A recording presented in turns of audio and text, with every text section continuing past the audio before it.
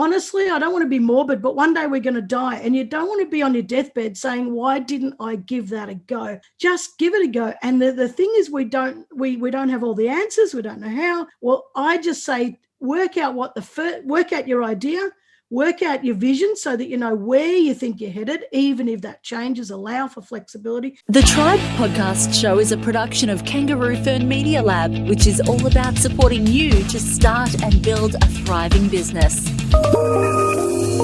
Tribe podcast on Ozpod Syndicate. Kerryn Vaughan is an international speaker and an author and a facilitator and podcast host and social impact influencer with over 40 years of stage experience in multiple arenas for crowds up to 20,000 people.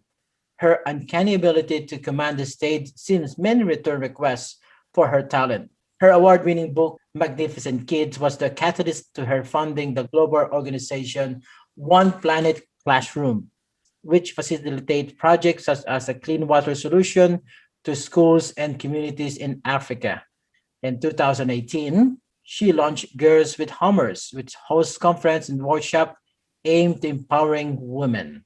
And in 2019, she released her second book, Get Off the Bench, to help bring ideas to life. You can check her on her social, especially on the website, kerryvaughan.com, or on her Facebook, Get Off the Bench Australia, and of course on Instagram, Get Off the Bench. Welcome, everybody, to this week's episode. We really appreciate you joining us. This podcast really shows us how we can all learn, live, and thrive off of each other. By sharing our knowledge through our conversations, we will impart some knowledge whilst learning ourselves how to progress even further. Here is your host. Please welcome Kerryn Vaughan to the show. Welcome to the Tribe podcast under Ozpod Syndicate. How are you today? Thank you very much. I'm great today. It's a beautiful sunny morning, and that's what counts, isn't it? That's wonderful. Great. Yeah, it's a wonderful day. So can you tell us about you, how it started, and what you do? I think going back a fair way, it started, I used to be playing the Rockstar life, absolutely loving myself stupid, thinking that I was the only person in the world, and then my sister, this was about 20 years ago, my sister got cancer. And so I kind of I didn't see the C word for cancer, I saw the D word for death. And I spent this 5 years journey, trying to save her life, and completely failed, and back then I actually thought that maybe I had some power, maybe I could actually save her life. So then it sent me on an 11-year journey. Well, I didn't realize it would be 11 years, but it sent me on a journey to find something bigger than myself, and to leave a legacy for her. It led me into the field of disability. I became a specialist in autism and behavior. I was training in schools. People were saying to me, fix these kids.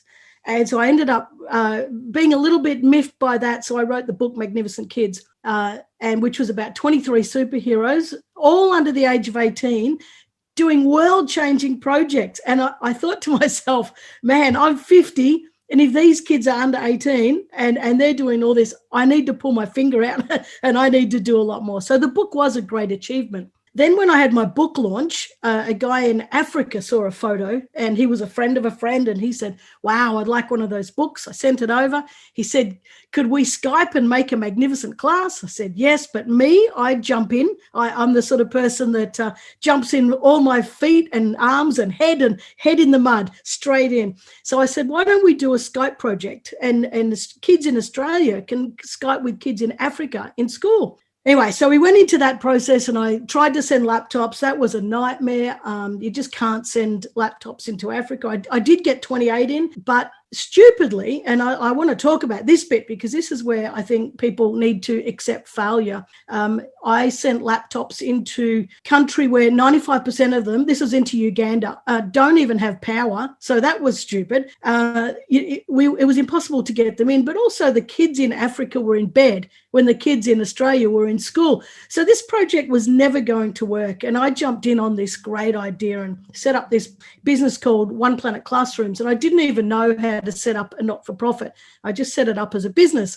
Came to tax time and I realized I had $4,000 of donations sitting in the bank. And I thought, oh shit, I'm going to get taxed with this, So then I learned quickly how to set up a not-for-profit. But what I noticed is that it failed. It absolutely failed because it couldn't go ahead. But I had two options, because in that space of a few months, for a few months, 6 months maybe, I had 45 schools in Africa registered for this program. And I was so damn keen, to Skype with schools in Australia. And so, but what I realized, what I'd learned from talking to them, is that kids were dying. Little girls were going to collect water, so kilometers away, carrying these big jerry cans, and they were being sexually assaulted and raped and sometimes killed. Little girls getting water. And the solution was to put water tanks in the schools, so that they could. There's no shortage of rain in Uganda, but there's a shortage of infrastructure.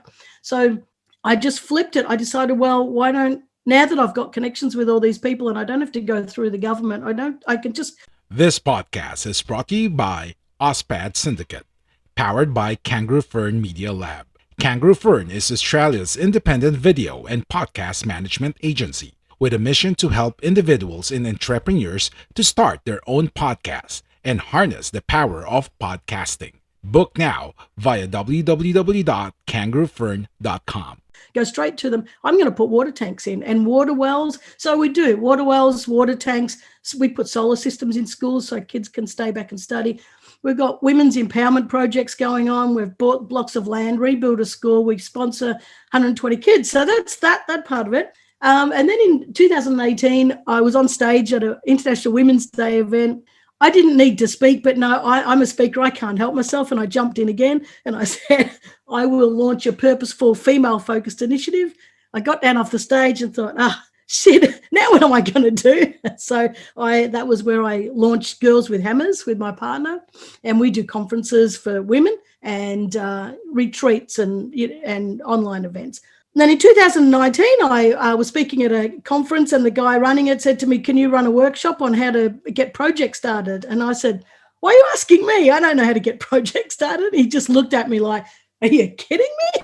So I did the workshop. I said to everybody, I'll go home and do a PDF with some more information and send it to you. So I came home, started the PDF, and it ended up a book. So there was Get Off the Bench, and that's about it. So that's about where I'm at. Oh, and I launched the Get Off the Bench podcast last year, 2020. So that's a long story, very short. Thank you so much for that. It's more concise. And so you said you was living like a rock star. When you're starting up, what is a piece of advice that you received that kind of stuck on your mind on being an entrepreneur? I think, I don't remember who said it and I don't remember exactly what was said, but I remember hearing something about choosing your life, and you being the master of your destiny, and you creating your life and living on your terms and having the flexibility that you want, and not be controlled by somebody else. Now, I don't remember who said that, but I do remember the feeling of that and thinking, I want that. I definitely want that. So, I think that's the thing that's driven me the most. So you say in 2018, you co-founded Girls with Hammers. Can you elaborate that to our audience, to our listener who is wanted to start their own business as a woman entrepreneurs? Yeah. So I just came home. Originally, I thought it would be to go into schools and to challenge maybe 14, 15-year-olds on stereotyping and not to sexualize themselves. I really wanted girls to be able to just do whatever they want to be and be who they want to be and not have to feel they have to, to fit into some kind of stereotype. I did a couple of schools and it just didn't seem to work. The girls just were like, I still want to do my thing. And they didn't really grab it. And then we realized that our audience was middle-aged women, 45 to 60 kind of women who felt disconnected. And so what we started doing then was we said, well, how can we pivot? How can we serve these women? And then we said, let's do a conference and let's get speakers and let's just see what happens. And I think this is something that people need to be okay with, is starting messy, starting in the wrong place, refining as you go. So we had our first conference in 2018. It was fantastic, and 150 women, and it was just wonderful. So then we said, okay, well, we'll do this every year. So we did last year, 2019, 2020 we couldn't do because of COVID. So what we did was switched it to online events. So we have an on the couch, and we have it every month where women can just join on Zoom, and we have a guest speaker. So that's our thing at the moment. We've got retreats planned, but we can't do them either until COVID goes away, or we can travel again. But I think the thing is, you've just got to start. And even if you have an idea, I always say this with Get Off the Bench. You have an idea and have a vision, and you head towards that vision. And that vision is like goalposts, and it can move, it can always move, but you've got to go somewhere. You've got to have a direction to follow. And and just refine it as you go. So people are scared to start. And I think we've got to stop being scared to start. And what if I fail? The fact is that with Get Off the Bench is 5 reasons why people don't start. I won't elaborate on these because I know you're going to put them in another video, but self-doubt, imposter syndrome, not knowing where to start, overwhelmed by the big picture, and fear of rejection, failure, criticism. And if you look at all of those things, they're all things that are in our head. So nobody's out there saying to you, I'm going to stand here and block you and you absolutely cannot do that thing. It's all us that are stopping it. And you know what? Entrepreneurs have many, many, many businesses that fail, and some fail, some succeed. And I think that we have to move past that. What if I fail? We have to move past it, and we have to give it a go. And if people talk about you, they're only talking about you for 2 minutes, and until the next big thing comes along. So don't even worry about it. So that's my thoughts on that. Yeah. Do you think there's still a gender gap in this entrepreneur space? And what do you think is the solution for this, if they have? I think that there is definitely still a gap. And, when you think about applying for jobs, if men have got 60% of the criteria, they just throw their hat in the ring and they kind of, oh, well, who cares? Whereas women won't apply for a job until they got 95%, of the criteria. So the same thing happens in the entrepreneurial space. Women won't start until they feel like they've got all their ducks in a row. You never get your ducks in a row. So, you might as well just start.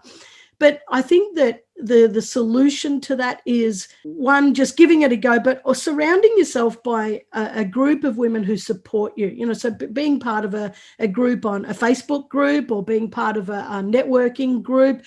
Like what you hear so far? Make sure you never miss an episode by clicking the subscribe button now. This podcast is possible by listeners like you. Thank you for your support. Now back to the show. Or just having a group of friends who support you. The problem with women is that they always go to their mum or their sisters or their best friend, and they say, I don't want you to get hurt. What if you've got a good job? Just keep your job. And I think we have to look beyond those people, and unless they're supportive, but look beyond them and find a group that really, really lifts us up. And, so we feel supported by. It makes no difference whether they're there or not, because it's your action that's going to be the thing that does it. But I think women have to be surrounded by support, and they just have to give it a go. Do you think we need mentor or mentorship when you start and have a business? I do, and I didn't have it, and I have resisted mentorship for a long time. I've only just started last year getting mentors, and I realized that I had many gaps that I couldn't see,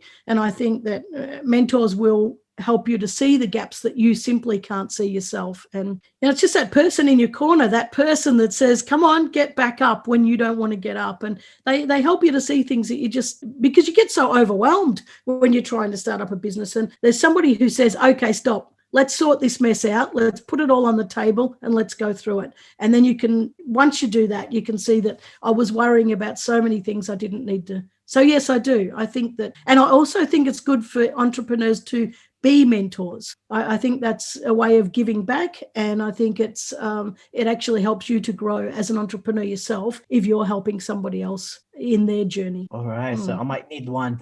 I don't have any I think mentors. we all do. So I might think I need one because I don't have any mentor. I just do it myself. So maybe I Yeah. have gap that I don't know. So next Yeah. question I have is that still with the women entrepreneurs, what do you think is the challenges if you want to start a business, being entrepreneurs, especially now during pandemic? I think that we have a false sense that, and I struggle with it. I have to keep talking myself out of it. I think that we feel that because there's an economy collapse, that we think it's bigger than it is, and we think that there's no room for us. People out there don't have money, all that kind of stuff. But that's not true. It's just a story that we've built up in our head. So I think that it's people are believing that it's a hard space now, to get into. But right now, a lot of women have coaching, entrepreneurship, businesses, and so many women out there now need need a coach, a life coach or healing and that sort of stuff. People are looking for it. So there's actually a lot of spaces out there at the moment. If you just got to put it out there. All right, let's talk about get off the bench. Okay, so you started get off the bench as a book in 2019, and now in 2020 you turned this book into a podcast. Can you give us an overview of your podcast, the Get Off the Bench, and why did you start your podcast? I was doing a podcast with another guy in 2019, but he was in Tasmania, I'm in Victoria, and it was just the logistics were hard. And so I wanted to do my own podcast, but I didn't know really what I wanted to do. But Get Off the Bench it's to inspire people to take action. So what I do is I bring on guests that have gotten off the bench, that have backed themselves and pushed through challenges to have their own journey and to create some project. And my hope is that it will inspire other people to think, oh, I'm just like her. I've had these challenges, or I'm just like him. And maybe I can do it, and then I get the guests to give them a bit of advice. What would you do? And they all say the same thing. Just start, just take the first step. But with the podcast, I wanted to launch it, and I just so that people know that, I don't just, like, we're all got struggles. So I wanted to launch it in 2019. And, I started to get it ready. And then my sister had a cardiac arrest, and, she did survive, but that sort of threw me right off. I thought, well, I just can't be out there, yahooing, going, look at this, come on, everyone get off the bench, while there's such a trauma going on in the background. And then we had the fires, we had the Gippsland bushfires. We lost 1 billion animals, as a lot of people would know. I'm an animal rights advocate. I like animals more than people, actually. So it actually crushed me, and it was something that I just couldn't cope with. And I got really angry, upset. I lost the plot. I just couldn't manage anymore. And my partner said, you've got to do something with this anger. You need to channel it. I get that you're hurting because of the animals, but you just have to put it into something constructive so that animals can be saved, through your advocacy. And I thought about it more, and I thought, well, the podcast isn't about that, so then I delayed the podcast. But then I thought, no, if I put Get Off the Bench out there, it's going to inspire people to take action, to make a better world. And as a byproduct of making a better world, the environment's going to be better, animals are going to be better, humanity's going to be better. So I thought it's actually I have a moral obligation to put this podcast out there. And then we got COVID, and then everybody was locked down. And then I thought, now I can't do it again. How am I going to tell people to get off the bench when we're all in lockdown? So I had another struggle. But by April, I just said, that's it. No more struggles. It's going out there. It can land on people it needs to land on, and it cannot land on people it doesn't. And there still are people out there who want to do something different because of this pandemic, and I'm putting it out there. So I just did. And I'm so glad I did. But in that story, I want people to understand that there's always the toing and froing. Nothing's ever going to be right. There's no perfect time. You just got to follow your heart. You just have to follow your heart. So what is your biggest impact it has on you and on your business? by doing this podcast? I think that it gets me work, gets me speaking engagements. People say, I listen to your podcast, I'd like you to come and talk at so-and-so. So it does get me speaking jobs. It helps me to get workshops as well. But I don't know categorically, because only some people say to me, I heard you on the podcast and I'd like to get you here. So further than me, though, I hope, and I can't measure this, but I hope the impact is that I'm contributing to a better world. I hope that people are going away either feeling stronger that they can start something, or that they're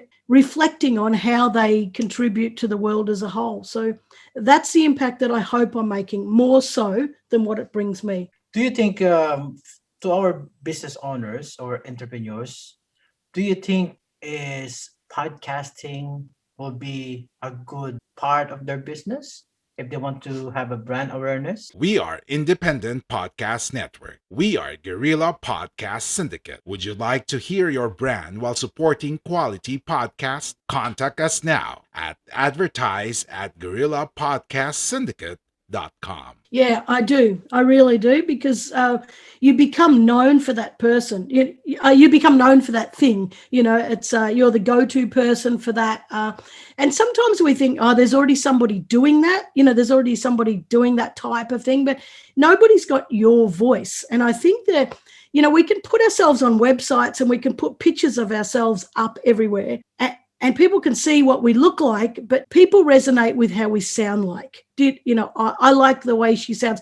My voice is very unique, and right now I've got a cold and it's a little bit deeper and huskier than normal, but some people are going to hate my voice and think, I do not want to work with her. I don't resonate with that voice. And other people are going to say, she's so down to earth, I just want to work with her. So I think that I think having our voice out there is a great way for people to really know who we are. I think that's really important.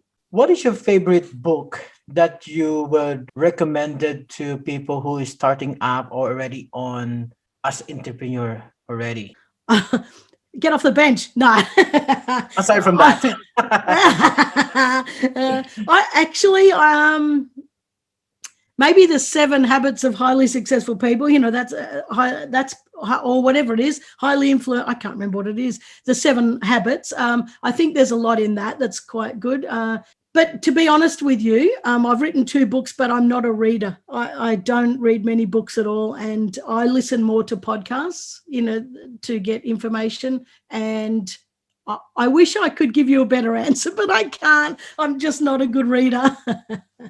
All right. So you said podcasts. So what is your favorite podcast that you listen? I kind of listen all over the place, but one of the ones I do listen to is Kathy Heller, Don't Keep Your Day Job. I really like that one, and because there's a lot of good guests on there that just inspire me, that make me think, yeah, I can do that. Yeah. Oh, that's a great idea. I could do that. She's probably my favorite, but there's a lot of I kind of dabble back and forward in there used to be 2 women in England called Own It. They're not running it anymore. It is still up there, and I loved that. It was just chatter, but it was a lot of gold nuggets. So yeah, and now I'm listening on Clubhouse. I'm listening to a lot of the rooms on Clubhouse, and not a lot, just whenever I can.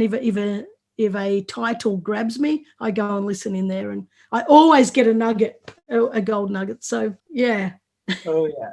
That's good. So do you have any final advice, anything else you want to share with our audience, especially women in business?